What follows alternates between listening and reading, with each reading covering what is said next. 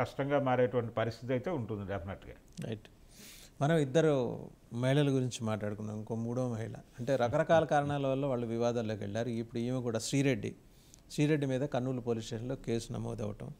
ఆవిడేమో సరే ఇప్పటి వరకు పడినవన్నీ చాలు, తెలుగుదేశం పార్టీలో చేరాలనుకుంటున్నట్టు ఆవిడ పంపించారట, ఒక అధికార పార్టీ ఎమ్మెల్యే ద్వారా వర్తమానం పంపించారు. లేదు, అది లీక్ అయిన వార్తలు. పంపించారట. మరి ఆవిడ నిజంగానే జాయిన్ అవుతుందా, లేకపోతే షీఈస్ కమిటెడ్ ఫర్ వైఎస్ఆర్? ఎందుకంటే ఆమె వైఎస్ఆర్సీపీ నుంచి అధికార ప్రతినిధి కాదు, ఏమీ కాదు.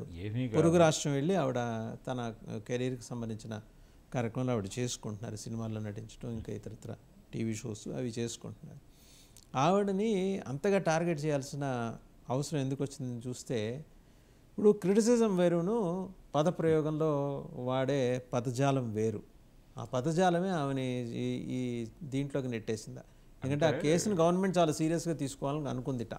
ఈ రోజున కొత్తగా కాదండి, మొదటి నుంచి అంతే.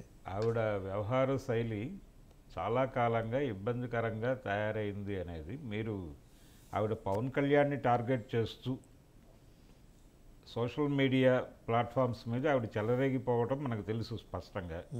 ఒక దశలో ఎంత హ్యూమిలియేషన్కి గురి చేసిందంటే ఈవిడ చాంబర్ మీద పవన్ కళ్యాణ్ తన కుటుంబ హీరోలతో దాడి చేసినటువంటి ఒక సందర్భం మనకు తెలుసు. ఆ దాడి చేసిన సందర్భంగా ఆయన నిలదీసింది ఏమిటి?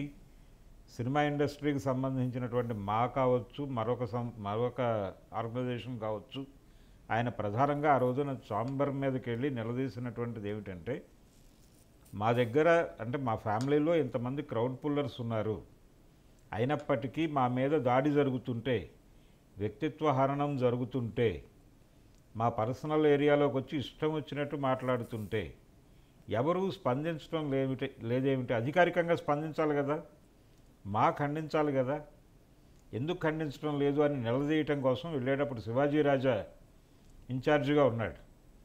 ఆయనకి పవన్ కళ్యాణ్కి కొంత ఘర్షణ జరిగింది ఆ రోజు. ఈ జరిగిన సందర్భము అరవింద్ గారు కలగజేసుకుని మొత్తానికి ఆ సమస్యను అక్కడికి పరిష్కరించి ఈయన వెనక్కి తీసుకొచ్చాడు.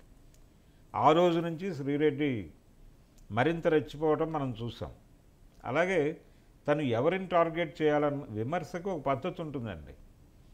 విమర్శించటం అనేది మీరు స్పష్టంగా ఇదిగో మీరు చేసిన తప్పిది, ఈ విధానం వలన ఈ నష్టం జరుగుతోంది, దీన్ని నేను ప్రజల దృష్టికి తీసుకురాదలుచుకున్నాను అని మాట్లాడితే ఓకే. అలా కాకుండా అసలు సంబంధం లేని పద్ధతిలో అవతల వాళ్ళని అంటే ఒక బూతు జోడించి మాట్లాడటం, వాళ్ళ విలువ తగ్గించి మాట్లాడటం, ఇలాంటివి చేసింది ఆవిడ. దీంతో చాలామందిని శత్రువులుగా మార్చేసుకుంది ఆవిడ. ఇప్పుడు ఆవిడ శత్రువులుగా మార్చుకున్న వాళ్ళందరూ అక్కడ అధికారంలో ఉన్నారు ఏపీలో. ఇప్పుడు ఎలా హ్యాండిల్ చేయాలి? స్టాండ్ మార్చేస్తే సరిపోతుందా? ఇది కూడా ఒక స్పెక్యులేటివ్ స్టోరీనే. ఇప్పుడు బయటకు వచ్చింది కూడా అధికారిక సమాచారం ఏం కాదు. ఆవిడ ఒక ప్రయత్నం మొదలుపెట్టింది అనేది ఎస్టాబ్లిష్ చేస్తూ వచ్చిన కథనమే.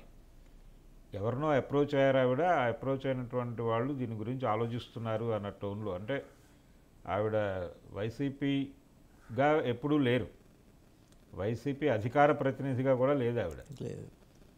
తను అటువైపుకు ఉంటూ జగన్ మీద కూడా విమర్శలు చేసింది ఆవిడ ఈ మధ్యకాలంలో. జగన్ మీద విమర్శలు చేయటమే ఒక ఇండికేషన్. అంటే నన్ను మీరు వాడుకోండి,